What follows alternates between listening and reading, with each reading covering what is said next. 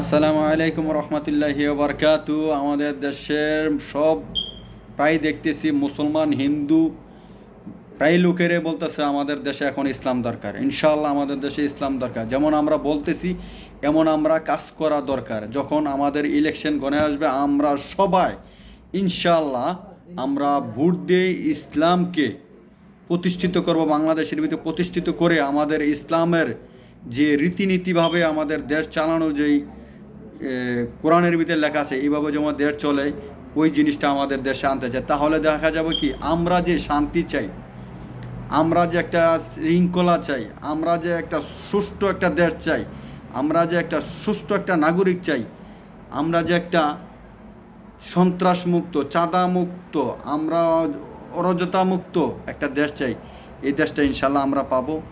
ইনশাল্লাহ আমরা যেহেতু মুখে মুখে অন্তরে যদি আমরা বিশ্বাস করি আমরা দেশের শান্তি চাই, জনগণের শান্তি চাই, আমার নিজের শান্তি চাই, তাহলে আমার আহ্বান থাকবে আপনাদের উপরে আমি ছেড়ে দিলাম।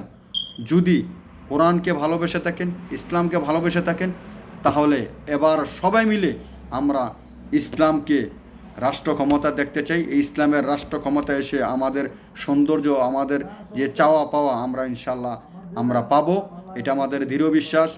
কোরআন কখনো মানুষের সাথে বেইমানি করবে না। হয়তো আমরা মানুষ বেইমানি করতে পারবো, কিন্তু কোরআন যে কোরআনের নির্দেশে দেশ চালাবে সে কখনো বেইমানি করবে না, না, না।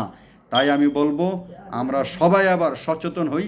আমরা যদি সত্যি একটা শান্তি একটা দেশ চাই, শান্তি একটা সমাজ চাই, শান্তি একটা রাষ্ট্র চাই, তাহলে আমাদের টার্গেট থাকবে এবার আমরা সবাই মিলেমিশে আমরা ইসলামকে জয় করে এই কোরআনে এই রাষ্ট্র চলার ক্ষমতা আমরা ইনশাআল্লাহ করে দিব। আল্লাহ আমাদের প্রতি এ রহমত বরকত দান করুক।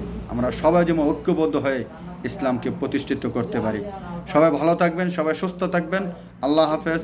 আসসালামু আলাইকুম ওয়া রাহমাতুল্লাহি ওয়া বারাকাতুহু। ফি আমানিল্লাহ। আল্লাহ কবুল করুক। আমিন।